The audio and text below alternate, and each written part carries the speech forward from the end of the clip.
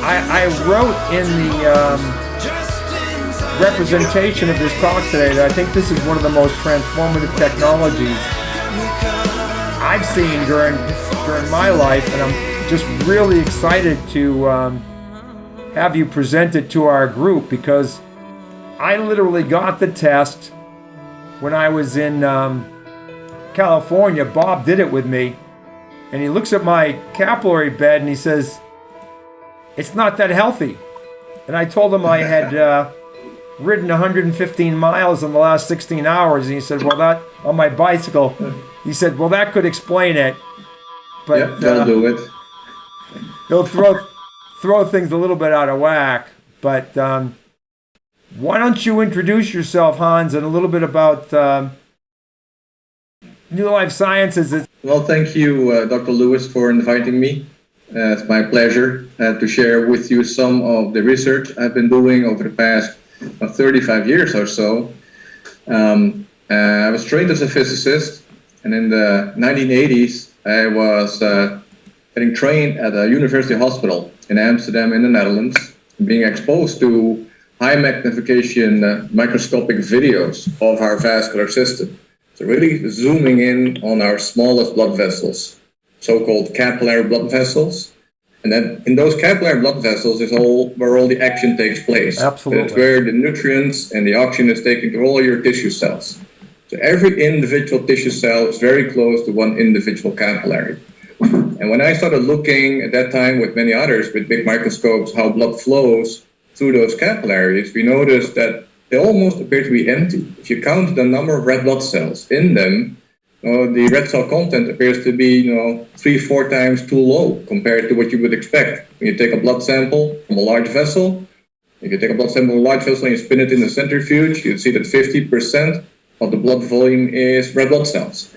If you take a picture with a microscope from a small blood vessel, it only appears that 10% of the volume is filled with red blood cells. So that started a big discussion. What's happening? Why are there so few red cells in those small blood vessels? And that started me on a quest to see what's happening inside those small vessels. And to cut a long story short, turns out that most of the volume inside those small blood vessels is not occupied by blood. It's occupied by a transparent protective gel called the Glycocalyx. Interesting. And this transparent gel is actually essential to keep your blood vessels healthy. And it mediates pretty much all of the important functions of your vascular endothelial cells. So Hans, who actually made that discovery? Is that your discovery? Well, there was a hypothesis that was launched by my mentor at that time, Brian Dooling, in Charlottesville, Virginia. He came up with the idea that there might be, like on many other tissues, on the surface of the blood vessels, this slippery mucus-like gel that protects the surface being exposed to external environments like flowing blood. But at that time, it was a hypothesis that most people laughed at, and there was no evidence that anything like that was present in those vessels. So yeah, it was my quest to find evidence for that gel. So it took me about 10, 15 years to get the first pictures of Glycocalyx. So yeah, that was my contribution at that time to demonstrate that the gel actually exists, and then to develop methods to measure what happens with your health when that Glycocalyx gel starts breaking down. Very interesting. So yeah, over the years, after developing imaging techniques to look at the small vessels to see if that gel is there, how big it is, and under what conditions the gel is damaged, like the regular risk factors like smoking, a bad diet, not exercising, or genetic predisposition. What happens when the gel breaks down? All the classical problems with the vascular system and organ failure occur as a result. First of that Glycocalyx gel disappearing, and then your microvessels get damaged, and you start losing your microvessels, and then you're not able to bring all the nutrients and oxygen to your tissues. And at the microscopic level, you get tiny spots of tissue that will start starving. And at some point, most of the tissue starves and organ function will set in, or dysfunction will set in, and organ complications will follow. But all this happens at a very early stage. So then the next challenge was to develop a method or a medical system like the GlycoCheck system that we developed early 2000s to really image the health of that gel and your microvascular system at an early enough stage in humans, and to see if we can capture it at an early enough stage. Then the next challenge was if we can actually develop a therapeutic to help you maintain the health of your microvasculature and then prevent those organs to start breaking down. So that's what we have been doing over the past 35 years. First the science to image glycocalyx, develop the GlycoCheck device, and then develop a natural supplement to help you support that glycocalyx, keep your microvessels healthy. I had no idea that this work has been going on that long. Really quite fascinating. That's all I've been doing, Dr. Lewis. So for me, it's a long journey that now finally comes to a point that we can help more people, send the systems out to different clinics, and make the supplement available to see if we can prevent all kinds of cardiovascular problems in the future. We did some studies also showing that if you measure now your glycocalyx at this point, it predicts in the future whether you will be at risk of developing cardiovascular issues like a heart attack or a stroke or cardiovascular related death. So healthy people with a poor glycocalyx will have a very high chance of getting problems in the next 5 to 10 years. So tell me a little bit about the structure of your organization at this point, and what your affiliations are. Yeah, it's an interesting time. So I've been, most of my academic life, I've been involved with universities. So I was trained in Amsterdam University, then moved to Maastricht in the Netherlands, the Department of Physiology. I spent a few years in the US with Dr. Brian Doling in Charlottesville. A lot of research and clinical studies to develop the methods to image glycocalyx. Based on that, in the Netherlands, I founded a company called GlycoCheck. So GlycoCheck is the company that has developed the GlycoCheck device. Then in 2012, I met Bob Long. Bob Long had a company called Microvascular Health. He had developed the first prototype of the therapeutic. So he showed it to me and we could test that it was functional, and we further improved that product. So then we had two companies, GlycoCheck and Microvascular Health. And then last year we got together with another company, New Life Sciences, which has a big network of physicians and people able to market and promote the use of the GlycoCheck system and microvascular health. And everything came together in April earlier last year in a overall company called Glycogenics. So now all the companies merged together, New Life Sciences, Microvascular Health, and GlycoCheck, and then become part of the same family, Glycogenics, to be able to promote and sell all these products and make sure people have access to those systems. So let me just start with the slides, and please interrupt me anytime you want, Dr. Lewis. So, as I said, we are interested in imaging the vascular system. And on the left-hand side, you see an image of a vascular system as most people know it. You have the heart, you have large vessels taking the blood to your organs, and then other large vessels taking the blood back to the heart. What most people don't realize is those larger vessels only make up 1% of your vascular system. So the other 99% is at the tissue level, close to the tissue cells, with all these microscopic small vessels where blood cells flow through one by one. And up until now, we didn't have any methods, medical systems to image those microvessels. All the big machines in the hospitals do a great job looking at the large vessels, but most of the action takes place in those microvessels called capillaries. So if you take a microscope and I look at an individual capillary like this, so this is very high magnification. So the diameter is only 5 microns, or 5,000ths of a millimeter. So those small capillaries are so small that individual red blood cells are not able to fit in. So they have to be deformed one by one to flow through those microvessels.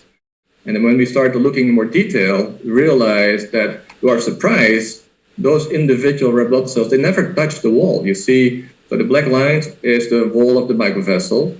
And there's always a lot of space between where the red cells are flowing and where the surface is of the wall, which is surprising because those red cells are completely deformed and you would expect them to touch the wall when they flow through. Now, it turns out this gap between where the red cells are flowing and where the wall surface is not just filled with fluid. This gap is filled with that transparent gel of glycocalyx. Hans, yeah. one comment.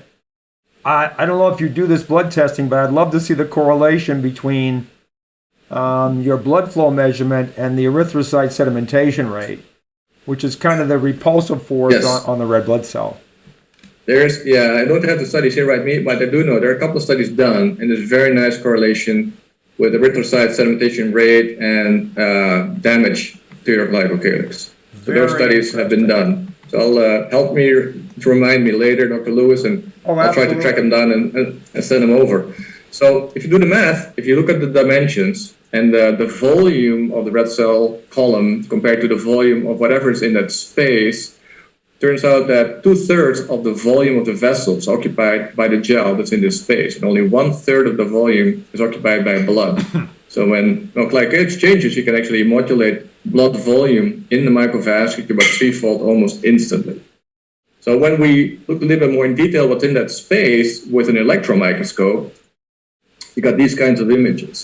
So this again is a cross-section of one of those microvessels, and here are myocardial tissue cells.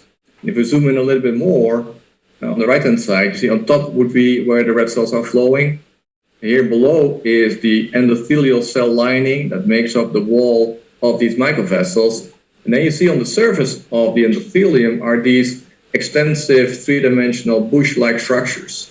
And these bush-like structures are polysaccharides produced by the vessel wall itself.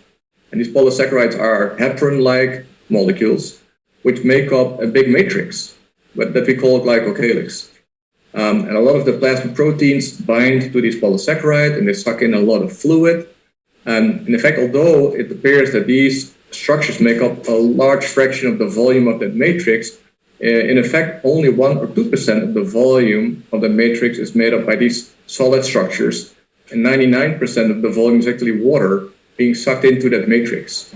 So that also explains that traditional techniques to make these kinds of electron microscopic images don't show this glycocalyx matrix, because one of the first steps in conventional preparation of your tissue samples is to dehydrate your tissues.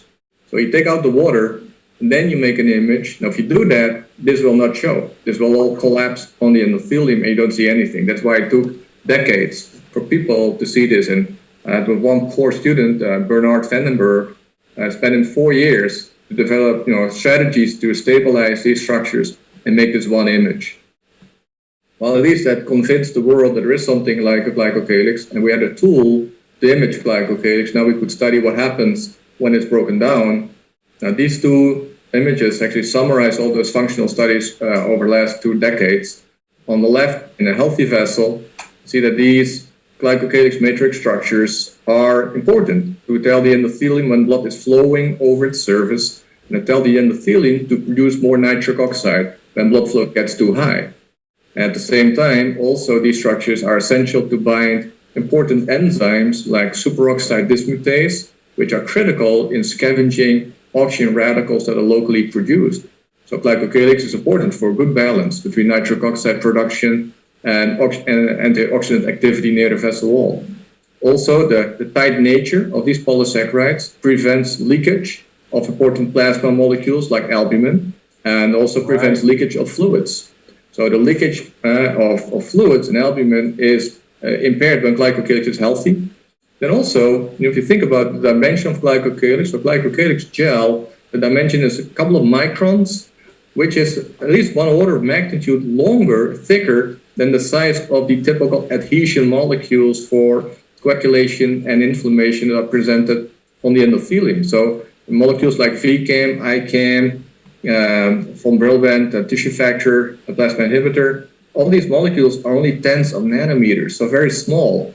So in a healthy vessel, glycocalyx physically prevents contact between circulating cells like platelets and inflammatory cells to get close enough to their adhesion molecules on the endothelium. So as long as glycocalyx is intact, these cells will not stick to the wall, and it prevents coagulation activation, and it prevents activation of the inflammatory system. So whenever on the right-hand side glycocalyx is damaged by challenges like smoking or inflammation or other triggers, then you'll see that glycocalyx is broken down, is shedded into the plasma. Then you have an impaired production of nitric oxide, impaired scavenging of oxygen radicals, leakage of fluids and proteins and larger molecules like cholesterol, and activation of coagulation and inflammation. So I'll show you a few slides, if you don't mind, on real data supporting all these claims. Beautiful. So one of the studies we did is in larger vessels, large arteries. We're looking at sites that are predisposed to develop atherosclerosis, where cholesterol will build up plaques in the vessel wall. And we realized if you look specifically at those places where atherosclerotic plaques develop, you have a very thin glycocalyx at those sites, only at those sites. And the rest of the vasculature, you can have a thick glycocalyx, but those sites where plaques develop have a very thin glycocalyx. So the reason why those sites specifically have a very thin glycocalyx is shown in this simulation of blood flow over an arterial bifurcation. So you see here over the heart cycle, blood flowing from left to right, and forward motion has a red color. And near this bifurcation area, at sites where we have high risk of developing atherosclerosis, you see that blood flow is very complex. You see that blood flow actually circles at this point, just distal from the bifurcation. And some sites here on the endothelium, there's no net forward motion of blood due to the structure of this bifurcation. And now we know that endothelium needs to feel forward motion of blood over the endothelium to start producing glycocalyx. So these sites, due to their location and the complexity of the flow, have very little glycocalyx production compared to the rest of the vasculature. That's why it makes these sites very vulnerable for damage. And if you look a little bit more close to one of these sites, so on the left is a large vessel site with a thick glycocalyx. And in this study, we injected cholesterol into the bloodstream. So the green color is cholesterol that we injected in the bloodstream, and the top is where the blood is flowing, and the blue dots are the nuclei of the endothelial cells.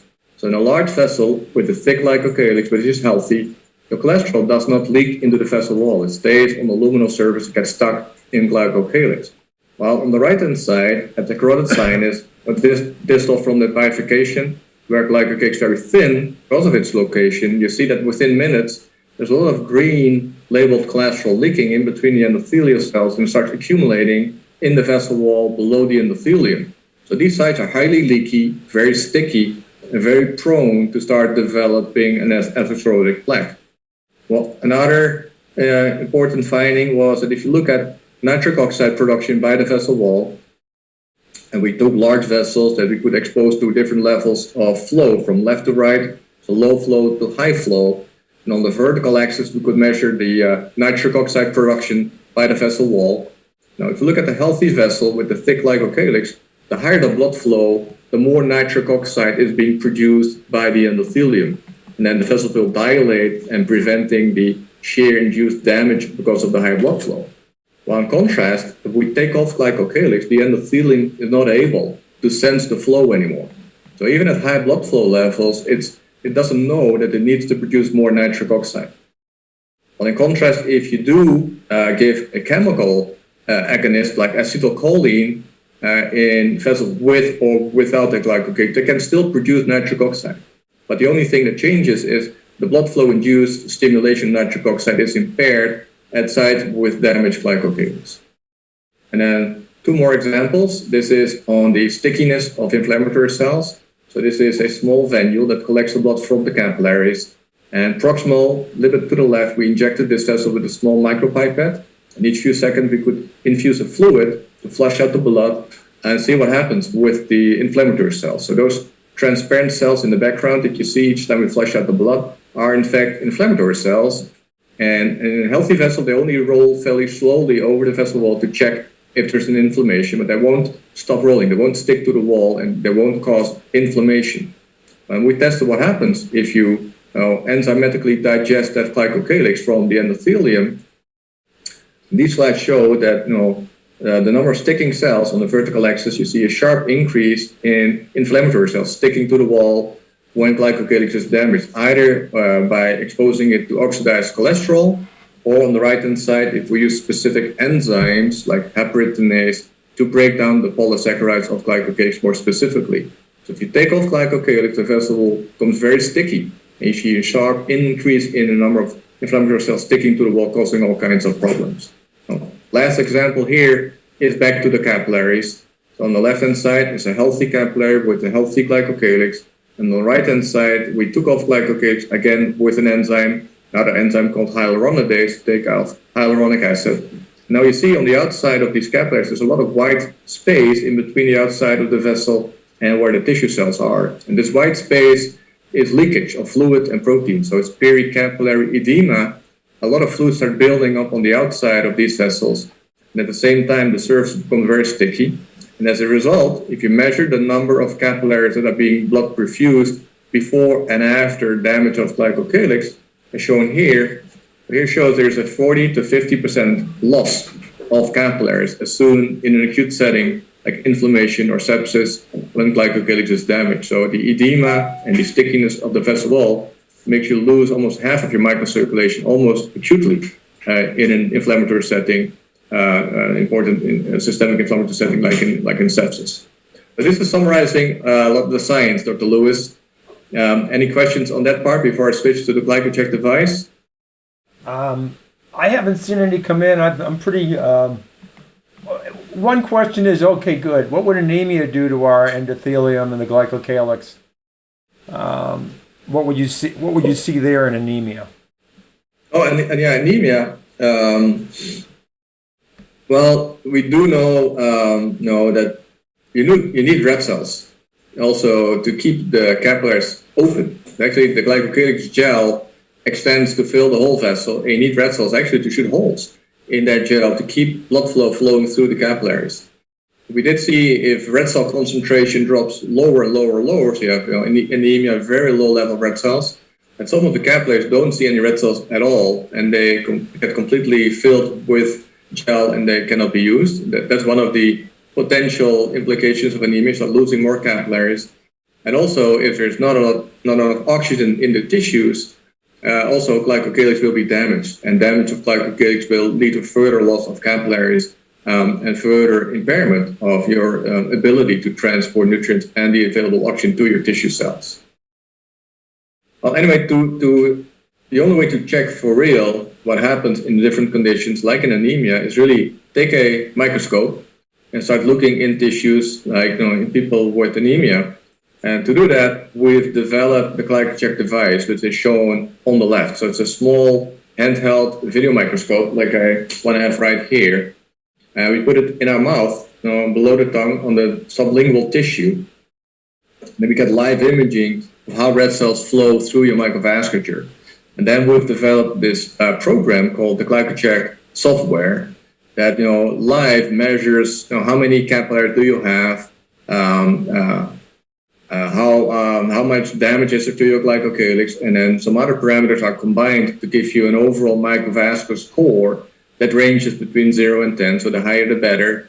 And we are doing a lot of studies to show that that score correlates with a lot of complications in different patients exposed to risk or patients in the hospital.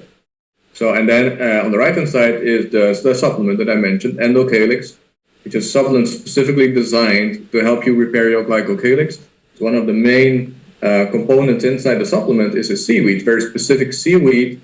The molecular structure of that seaweed is almost identical to the polysaccharides of glycocalyx. So with that supplement, you can restore your glycocalyx and restore a normal balance and help your vessel wall to produce more glycocalyx and return back a situation back to a more healthy situation with more healthy microvasculature.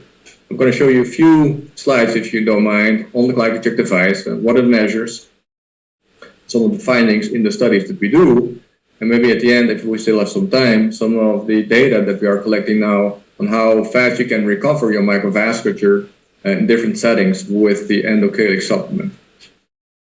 But just to give you some idea, if we take this GlycoCheck little microscope, we get these kinds of images live in the sublingual tissue in your mouth.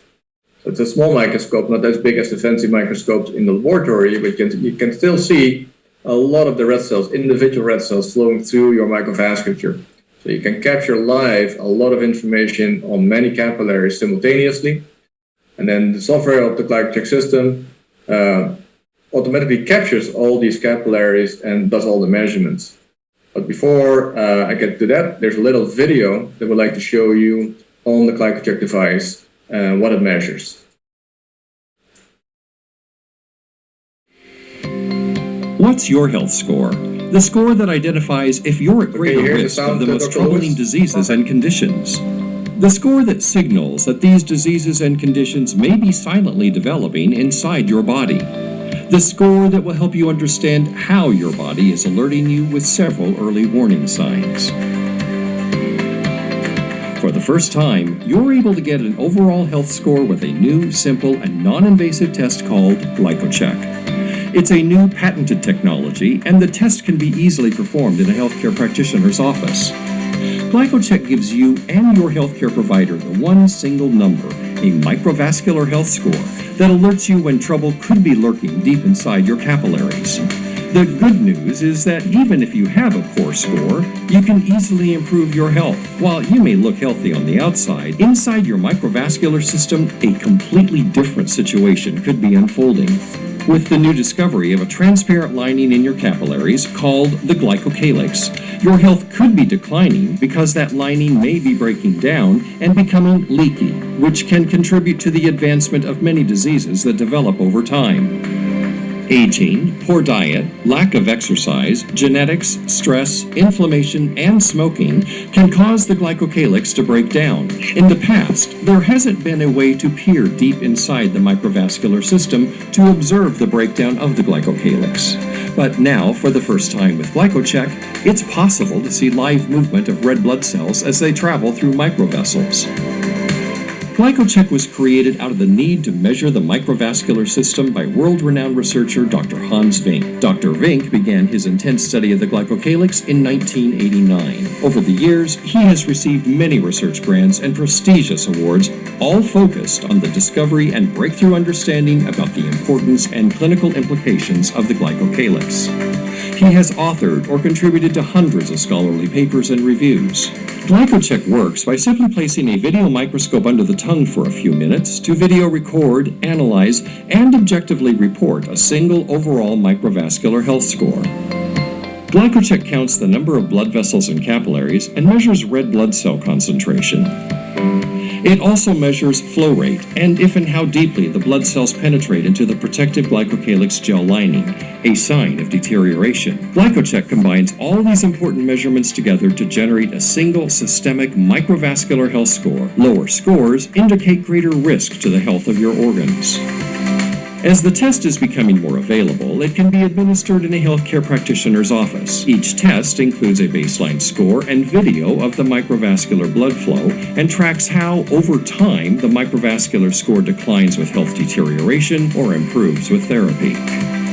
Today, there are more than 85 ongoing clinical studies in more than 125 locations worldwide, such as Duke University, University of Pittsburgh Medical Center, VA Hospital of Salt Lake City, Children's Hospital in Philadelphia, the University of Oxford, Mayo Clinic, Leiden University Medical Center, Steno Diabetes Center, University of Exeter, and dozens more. These respected research centers are all using GlycoCheck to confirm that a damaged Glycocalyx contributes to several diseases and conditions, as well as the resulting complications from diabetes, stroke, septic shock, obesity, cardiovascular disease, hypertension, COVID-19, and other diseases. With GlycoCheck, now you can be tested and get the score that reveals the overall health of your microvascular system. With the results of your test, you will be in a better position to apply therapies and nutrition that can improve your microvascular health score.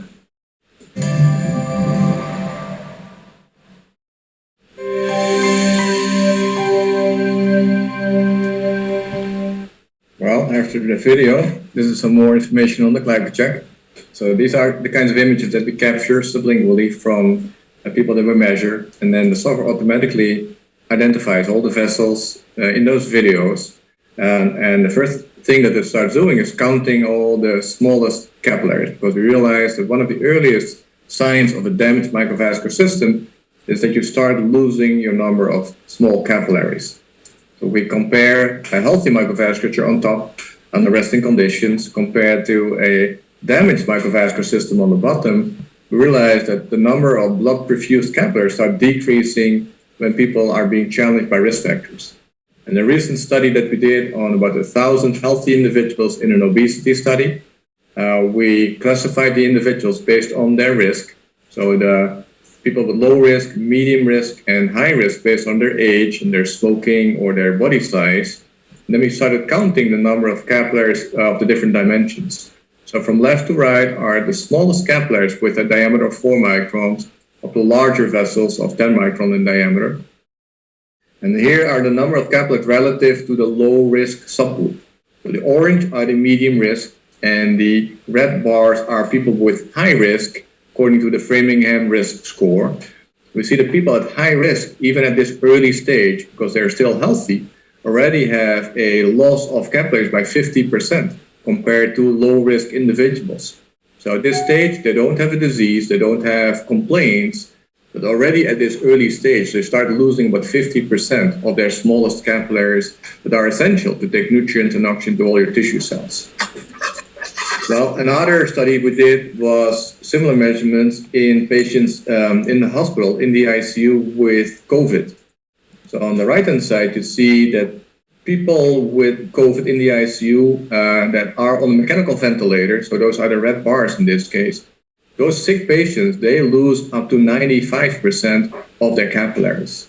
The other patients that are a little bit doing better and not need for mechanical ventilation, they still lose about 60 to 70% their smallest capillaries. So you can imagine if you lose up to 95% of those smallest capillaries, that it is very difficult to get any nutrients to your tissues, and organs will be significantly damaged because of the lack of supply of nutrients to your organs. Another important aspect that we realize is that after just counting the number of capillaries is that at the given number of capillaries under resting conditions, as shown on the left, in the healthy vasculature, if blood flow goes up, let's say you do some exercise or you start thinking real hard with your brain and blood flow goes up, or in a healthy microvasculature, when blood flow goes up, also there are more capillaries with red blood cells in them. So Glycocalyx volume is modulated based on blood flow going to the microvasculature. So comparing low flow and high flow situations and see how that impacts on the number of capillaries is also an important functional parameter of a healthy microvasculature. So on top again, for a healthy microvasculature, a low flow situation on the left and a high flow situation on the right, see when blood flow goes up, there are more capillaries being perfused. While in people with a compromised microvasculature, not only do they have fewer red cells and fewer capillaries perfused under resting conditions, but also when blood flow goes up during exercise, there's no reserve capacity of capillaries left. So the only thing that happens is that blood flow goes up in those few capillaries that are perfused all the time, and the only thing that happens is that the velocity of the red cells just increases and the blood spends less time in those few capillaries. So that's another important parameter that we measure automatically with the GlycoCheck device. And then the last one, again, is the Glycocalyx, obviously. So we learned before that the healthy Glycocalyx keeps the red cells near the center of the vessel and they don't touch the vessel wall, as shown here. So we measured the position of the red cells relative to the endothelium to see that they try to move towards the wall, but they bump into Glycocalyx. They don't get very close. They don't get close to the vessel wall. And when Glycocalyx is damaged, those red cells just penetrate a little bit deeper into that Glycocalyx matrix, and they get closer to the wall and at some point start sticking to the wall. So by measuring how deep the red cells can penetrate into the Glycocalyx protective coating, that's another functional measure for Glycocalyx damage.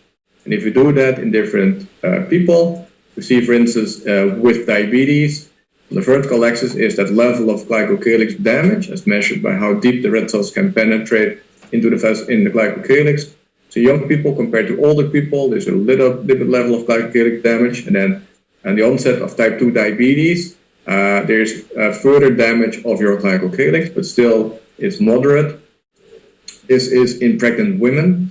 So on the left, normotensive pregnant women compared to women that develop pregnancy-related preeclampsia, the microvascular problems. You see that there's more Glycocalyx damage in pregnant women that have a high risk of preeclampsia. But the biggest level of damage we see with systemic inflammatory diseases like in sepsis or in the COVID patients. So compared to young, healthy individuals, there's about a micron loss of your Glycocalyx in your microvasculature, which means that pretty much all of your Glycocalyx is damaged in those significantly ill patients in the ICU. Well, to finish that part, we realize also Glycocalyx is flow sensitive. So if you just measure that level of glycocalyx damage without taking flow into account, there's a minimal difference that we can measure. But if you take the flow sensitivity of glycocalyx into account, which means that in healthy individuals at low flow sites, there's less glycocalyx damage, and in patients, there's more glycocalyx damage at low flow sites, you can really make a significant difference in your measurements between healthy individuals with a low level of glycocalyx damage and patients. Now, I know there's a lot of information, but if we combine everything, counting the number of capillaries, measuring the flow dependency or recruitment capacity of your capillaries, and your flow-corrected level of glycocalyx damage, you combine it into an overall microvascular score, you get results like this. This is a big graph showing your microvascular score that takes everything into account. It also shows that you can measure on the different conditions. So this was a measurement on me, a relatively good score, a 6.3. The normal range between 0 and 10, and most healthy individuals score between, let's say, a 4 and an 8.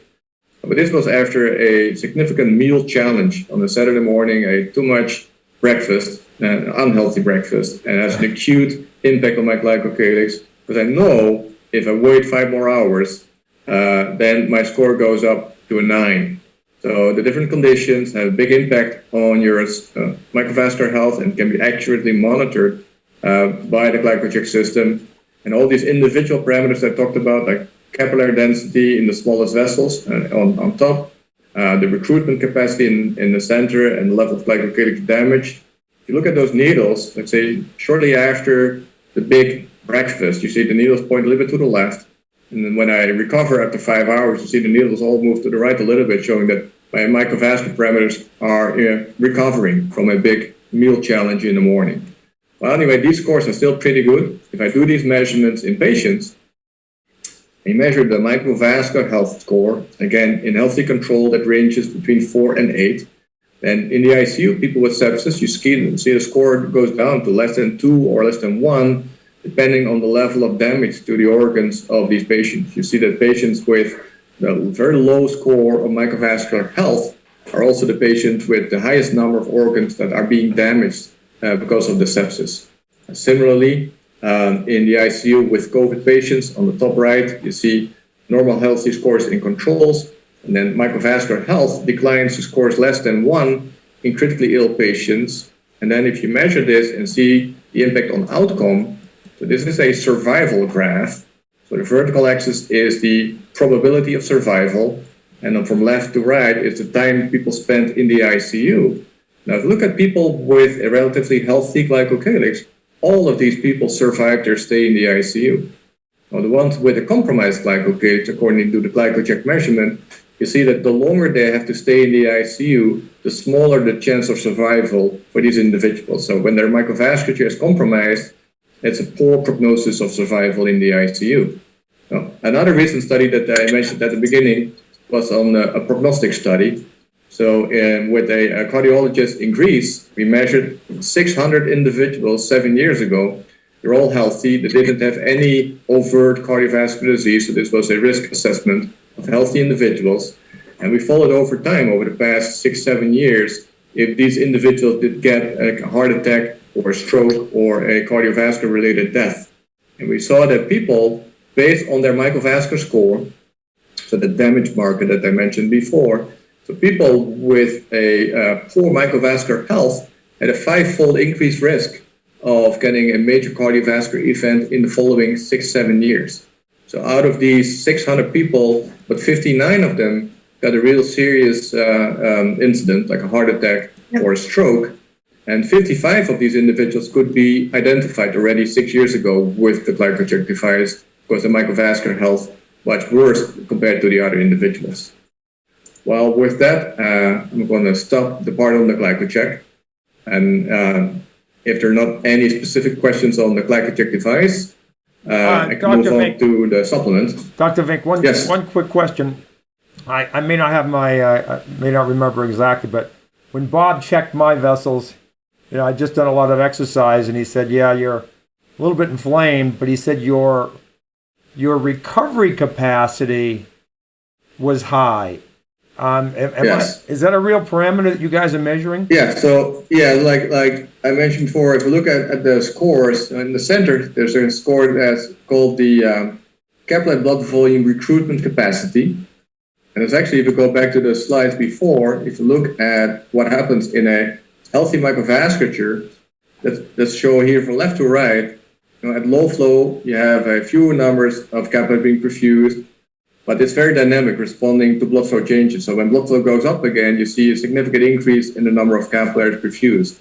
That's what we call the recruitment capacity. So there's a 50% increase in blood flow. There's also a 50% increase in blood perfused capillaries, and that would give you a recruitment capacity of 100%. So some people have a low number of capillaries under resting conditions, but that can increase when blood flow goes up when the tissues need more nutrients. So then that will also have an impact on your score. So you can have a low number of capillaries, but as long as your recruitment capacity is okay, it means you still have them. They are not being used at that time, but as soon as you start exercising again, that number goes up. Got it. So that's a real parameter. So that's one of the 3 real parameters, just counting the number of capillaries, your recovery or recruitment capacity, and the level of your glycocalyx damage. Very interesting. Thank you. Well, with that, we get to the last part of my slide deck, which is about some of the studies that we are doing. So most of the studies are ongoing. We just finished one of the clinical trials in kidney patients using endocalyx at the very early stage of kidney damage in a high-risk group from South Asia. We know that in these individuals, when the kidney function starts declining, they have full-blown kidney failure in about 4 to 5 years. So we tested in them whether the endocalyx supplement was able to restore their microvascular health in about a 3-month period, and we showed that we did. But that's what just completed, trying to get it published. So I'll show you some of those data and some other data. Well, just to start off, just wanted people to know that the endocalyx supplement, we did get it patented as a method of treatment of your glycocalyx. So all the components in the endocalyx product, so the seaweed is one of the components, and glucosamine is not an important component, and it turns out the glucosamine is an important substrate for your vessel wall to produce more glycocalyx, and then combined with specific antioxidants like superoxide dismutase to prevent further damage of your glycocalyx. And then the patent describes how these different components work together synergistically to help you to repair and to protect your glycocalyx against further damage. So I guess I mentioned before, there's 3 classes of compounds: the polysaccharides, the specific polysaccharide called fucoidin, which molecular structure is almost identical to the heparin sulfate and the hyaluronic acid polysaccharides in your glycocalyx. And specific immunosuppressors, specifically glucosamine. We know that from other studies in the past, high dosages of glucosamine to help people to treat joint issues, but also glucosamine turns out to be a rate-limiting substrate for your vascular endothelial cells to produce more glycocalyx. It's one of the important building blocks of your heparin sulfate and hyaluronic acid polysaccharides. So more glucose means more production of glycocalyx. And then antioxidants to help prevent further breakdown of your glycocalyx. So I have a range of studies that are ongoing. So we do studies, experimental studies on cultured cells. So I'll show you some data on kidney disease and COVID-19. We have animal studies looking in diabetes settings or the effect of aging, and a lot of human studies ongoing in healthy individuals, but also in patients with kidney disease or wound healing or in hypertension. So I quickly show you some of those results, and most of the studies are ongoing. So this is a study on cultured cells, which we can measure the thickness of glycocalyx after exposing the cultured endothelial cells by plasma sample from patients. So we take a blood sample from a kidney patient, we put it on top of cultured endothelial cells and measure the thickness of your glycocalyx with a technique called an atomic force microscope. This slide shows that on the left are healthy endothelial cells with a thick glycocalyx, and we put a drop of the kidney patient plasma on the endothelial cells, and it breaks down your glycocalyx. So something is in the blood of these patients that's toxic to your glycocalyx and will damage your microvessels. Now, if we pre-treat these endothelial cells, or these vessel wall cells, with endocalyx, we can prevent the effect of the toxic material in the kidney plasma samples, and you still have a normal thick glycocalyx, even in the presence of the toxic material that's in the plasma of your kidney patients. Well, another study is on mice. So the top row is healthy control mice, the middle row is mice with diabetes, and the lower row is mice with diabetes taking the endothelic supplements for 2 months. And the middle column with the green dye shows the amount of glycocalyx in your kidney microvessels. So you focus on the center column, you see a lot of green dye in healthy mice, loss of glycocalyx in mice with diabetes, similar as we found in patients with diabetes.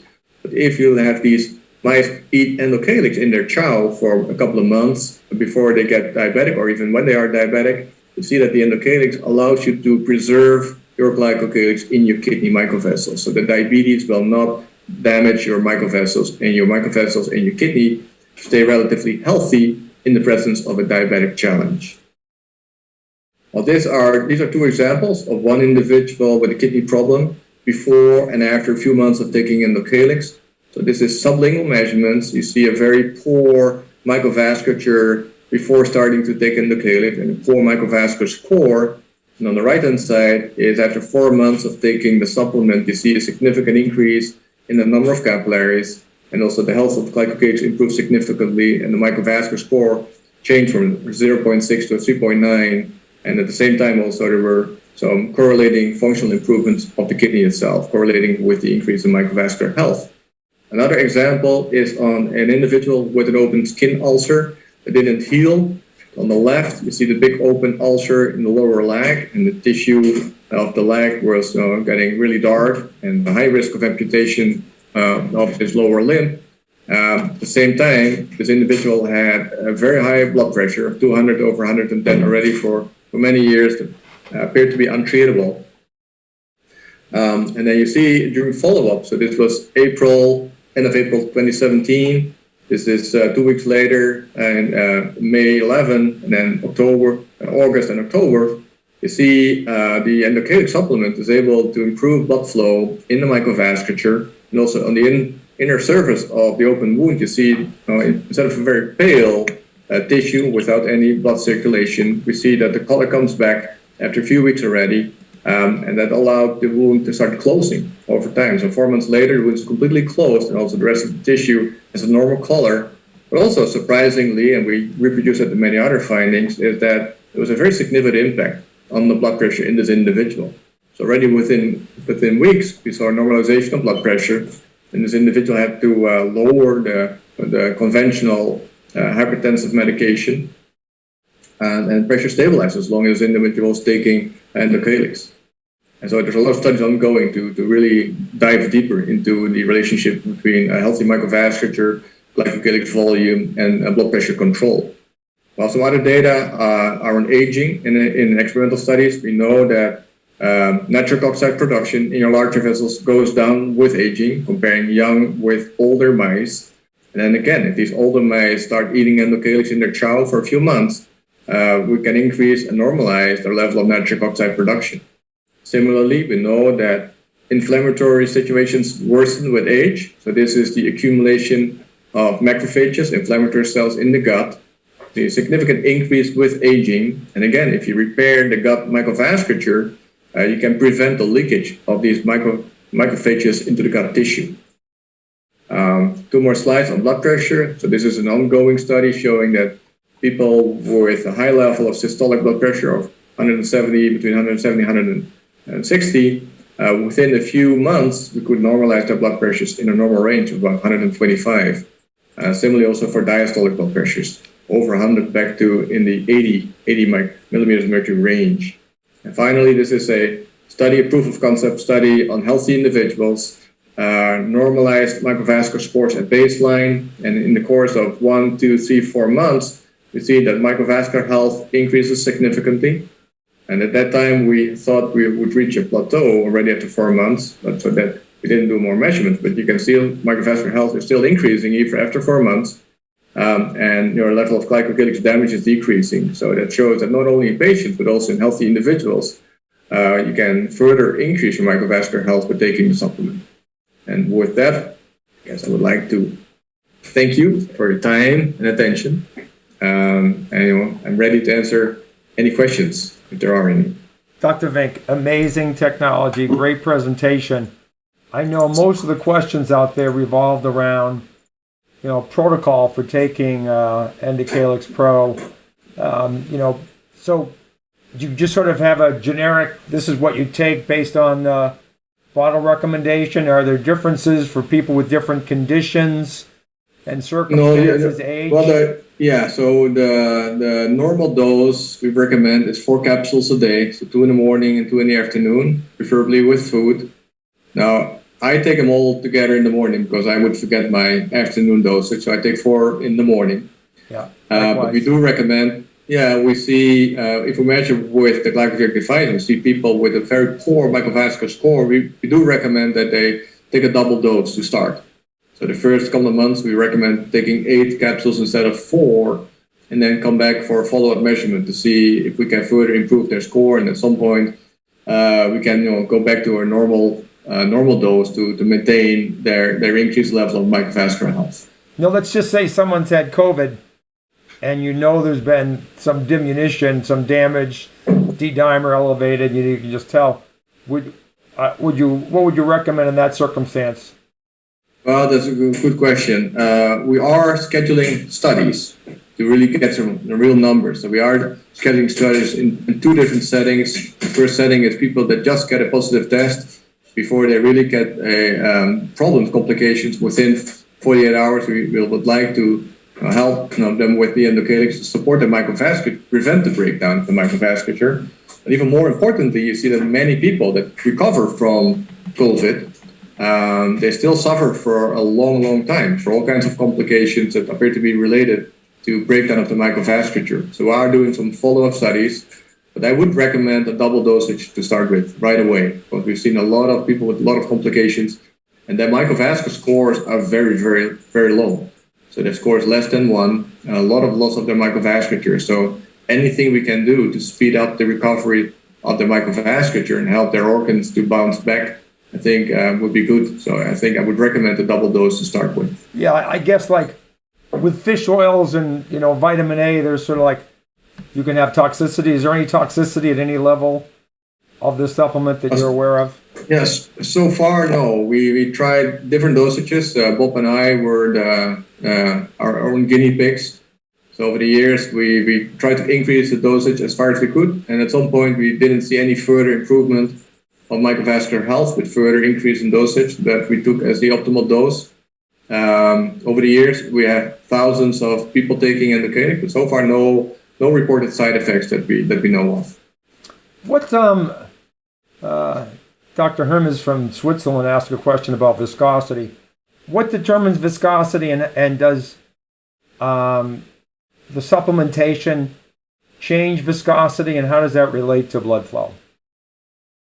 Well, it's an interesting question. So if you measure the effective viscosity of the blood flowing through the microvasculature, you see there is an increase in the apparent viscosity of blood because of a lot of the volume in the microvasculature occupied by the Glycocalyx gel. So that adds to the resistance of flow through the microvasculature while it's still protecting the microvasculature. So what the Endocalyx will do, it will increase your Glycocalyx volume, and in that sense, it will affect the effective viscosity of the blood flowing through the microvasculature. But that's a good thing. So the blood itself doesn't become more viscous. It's more the volume occupied by Glycocalyx in the microvasculature gives you an apparent increase in viscosity because there's less volume for the blood to flow through. But that's a good thing. We know that if you start breaking down Glycocalyx, at first sight, your viscosity will lower because there's less volume occupied by Glycocalyx. But at some point, the vessel wall becomes very sticky, and all the blood will start sticking to the wall, and then you have a huge increase in the effective viscosity. So it's a balance between the protective function of Glycocalyx and its impact on viscosity. It's a compromise. Now, we have, you're obviously in Europe. We have one practitioner in Europe. We have another gentleman in Africa. We're wondering about international availability of the GlycoCheck system. Yes, so the GlycoCheck system is available all over the world. We have now about 140 academic centers that we started working with to collaborate and do a lot of studies. The new development that I actually didn't mention before. So right now we are changing from expensive standalone system to a cloud-based software as a service system. So all the GlycoCheck software will be in the cloud in the next few months. And so you don't need a big computer anymore to do the computations. It can all be done in the cloud. And at the same time, we are developing a new generation of camera that makes it easier and more affordable to do measurements. So that makes it easier for people to get access to systems. But we are sending and selling systems all over the world. So yeah, Africa, Europe, Asia, US, any place. Look, like a glucose meter, I know a lot of people. We are. So that's the ultimate dream. So we can actually scale up and make the cameras even more affordable. Maybe at some point make the cameras available for free. Then it's only just doing a measurement and charge per measurement. And then even individuals at some point could have access to a GlycoCheck measurement. But right now it's limited to healthcare practitioners' offices under controlled conditions to do the measurements. But hopefully in the future we will be able to make a consumer version of the system, so everybody can do measurements at their home. It's absolutely brilliant. Yeah, no, I love it. Let's see what else we have. What do you have an estimation of the rate of the turnover of the Glycocalyx layer? Well, it's pretty fast. We did some acute challenges back then in the days when I was still in Amsterdam with all these healthy students that we would like to challenge. So we let them smoke cigarettes or actually inject endotoxin to simulate septic shock in these healthy students. We can have a huge impact on their glycocalyx, but most of it will bounce back within 24 hours.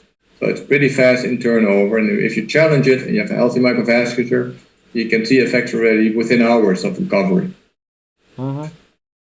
What do you personally recommend beyond the supplement that you have a sense improves the glycogen? Yeah, so that's obviously when we started out, we could only recommend the standard advice that we gave everybody. To stop smoking, exercise more, watch your diet. But to be honest, before we started developing the Endothelium supplement, there's nothing out there that's specifically designed to improve the health of your microvessels. So that was the big issue that we were facing. The GlycoCheck device, already out there in 2012 and touring different places, measuring people's microvascular health. And then all the time they asked me, what can I do to improve the health of the microvascular? And there was nothing out there at that time other than the general advice that I just mentioned. So to my knowledge, the Endothelium supplement is the only one specifically designed to help people to improve the health of the microvasculature. There's a question, what's directing the capillary flow? Autonomic, Periocytes, what do you... Yes. Yeah, there's a lot of control of flow at the local tissue level. So the local tissue metabolic activity dilates the small arterioles, perfusing the capillaries. So at the local tissue level, there's a lot of control. And obviously, at the organ level, many organs have autoregulation to make sure blood flow stays constant in the organs, regardless of fluctuations in blood pressure.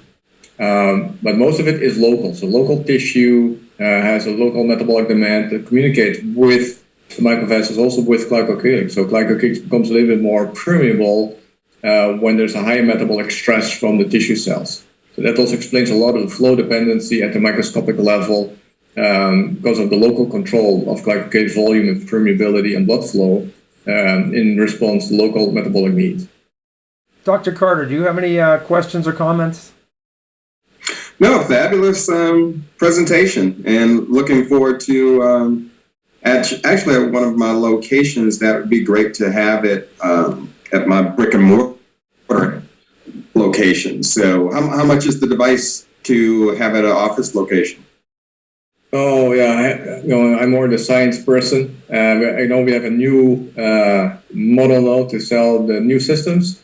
So I think they are available now around $20,000 or so. Oh, quite pricey. I know, so that's why we try to lower the price. It used to be 35, we're down to 20. Try to push them down to 15, and then instead of also there's a lease model available, so people can get a system on a lease basis, so they just have to pay a few $100s a month. And at the same time, they can charge their patients for doing the measurements. So the patients are done in the cloud in the future. So per measurement, healthcare office can actually earn a couple of $100s per measurement. So based with the lease model, that makes it very affordable to get the systems in your office without having to pay up $20,000 at once. Gotcha. But it's not covered by insurance, though, right? No, not at the moment. We are looking into that to see what ways we can actually get it covered by insurance. But right now, that would be great.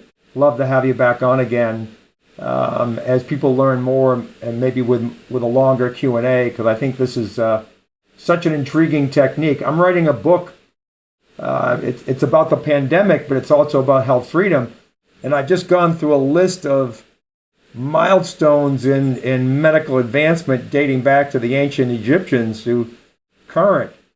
And Dr. Vink, not that I'm going to have an influential book, but I think Dr. Peter McCullough may be a co-author with me. And I want to put the discovery and development of the GlycoCheck system as a milestone, medical milestone. So what year do you feel that like the GlycoCheck system was sort of, available to the public or for doctors? When? Yeah, well, the first prototype starting making available in 2010, 2011. Okay, perfect. It's also when I got my patent, so maybe 2010 would be a good date as a reference level. Well, I really appreciate you carving out some time for us today, and I think, like I said, I believe that this is going to be transformative, and there's no place for it to go but up in terms of, a lot of people out there said, will it do this? Can I test this? This is the tool that is a creativity tool that allow people to really help understand underlying physiology and the things that contribute to it. So my hat's off to you, and I know only good things. Thank you. Yeah, thank you very much for inviting me. It was a pleasure of sharing some of those data with you. Thank you so much. Bye. Right, thank you. Bye for now. Thank you, Dr. Big. Great Bye-bye. info. Thank you, Dr. B. Thank you. Thank you. God bless. Thank you.